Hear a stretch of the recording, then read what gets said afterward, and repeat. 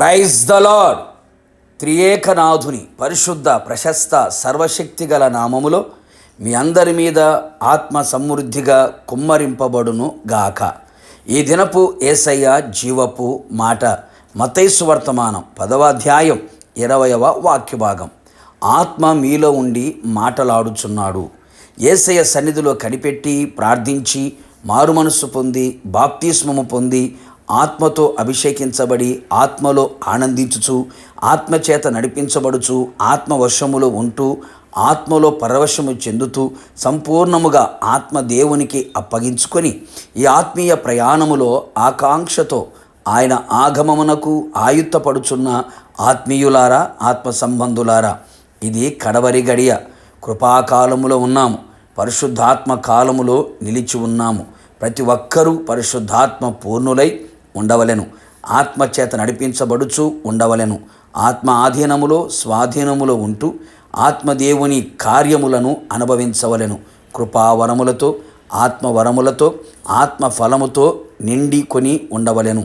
అవును ప్రియులారా, మనమందరము ప్రార్థించుచు విశ్వసించుచు విధేయులమై ఆయన పాద సన్నిధిలో నిలిచి ఉన్న ఎడల పరిశుద్ధాత్ముడు మనతో ఎల్లప్పుడూ ఉండుటకు దిగువచ్చును.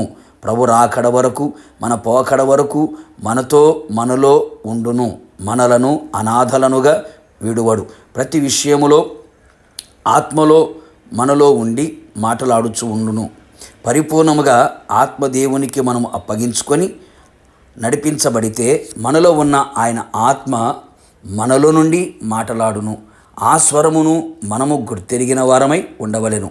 అన్యజనులకు సాక్షార్థమై ఆయన నిమిత్తము మీరు అధిపతుల యొద్దకును రాజుల యొద్దకును తేబడుదురు. వారు మిమ్మను అప్పగించినప్పుడు ఎలాగో మాటలాడుదుము, ఏమి చెప్పుదుము అని చింతింపకుడి. మీరేమి చెప్పవలెనో అది ఆ గడియలో మీకు అనుగ్రహింపబడును.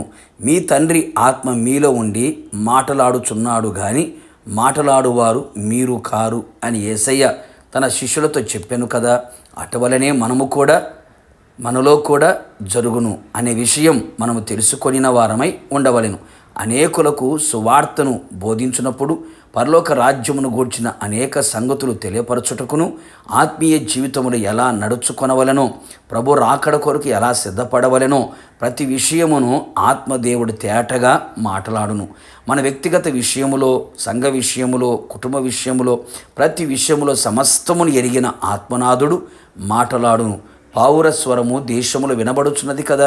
పరిశుద్ధాత్ముని స్వరము కూడా మనలో నుండి వినబడినట్లుగా మన జీవితమును క్రమపరుచుకొందుము.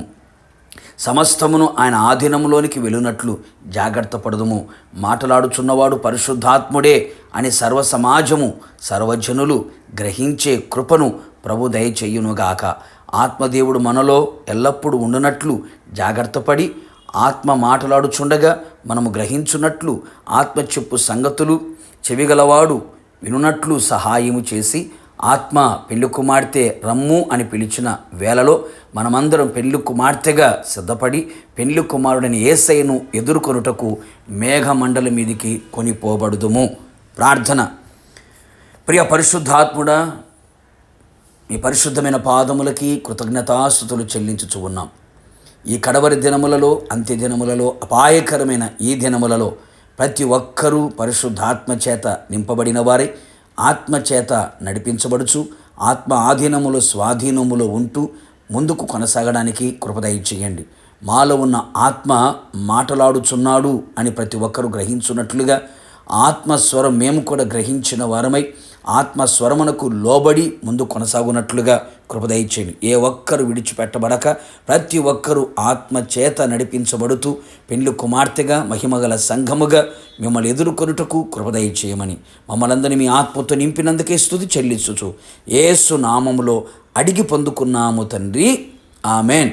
నిశ్చయముగా మీరును మీ కుటుంబ సభ్యులందరూ ఆత్మ పూర్ణులై ఉందురు గాక. ఆత్మ మీలో నుండి మాటలాడును గాక. God bless you.